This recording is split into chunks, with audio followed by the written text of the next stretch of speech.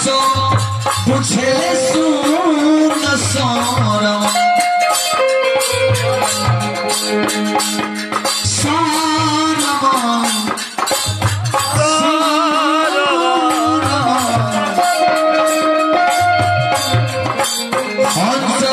पूछले सुन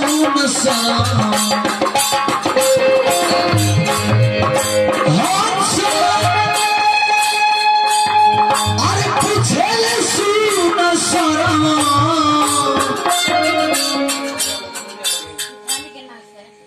तूफानी जी के नाम से बहुत बहुत पुरस्कार मिला। जवाहर जी के नाम से वो सबके माता जी हैं, माता की तरफ से बहुत बहुत पुरस्कार। माई खाते हो माई से कामना रही है, माई बारी फलवारी बनो रहे ताकि माई एगो महतारी की तरफ से एगो बेटा का आशीर्वाद मिलो, पूरा परिवार के अधिकारी होते रहे और परिवार मंगलमय हो।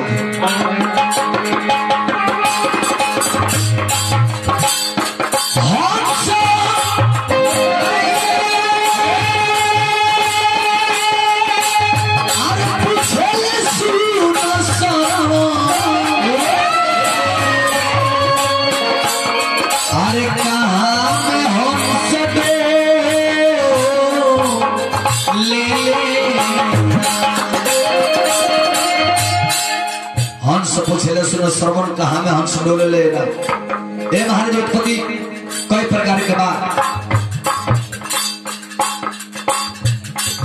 नाना प्रकार के उत्पत्ति वेद में दिखाओ गई बा, किताब में दिखाओ गई बा।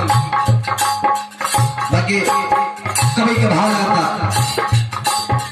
अंडज पिंडज उखमज जलचर थलचर नभचर 6 प्रकार के उत्पत्ति में दिखाओ गई बा।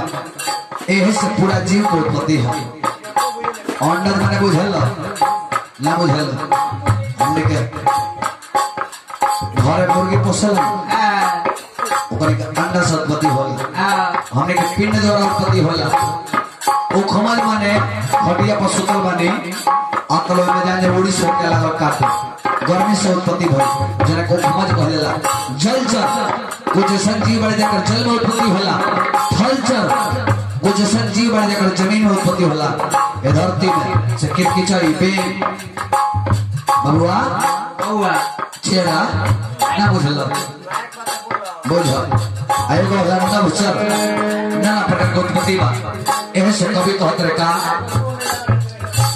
थल चरण भचर हिंसा थल चरण भचर हिंसा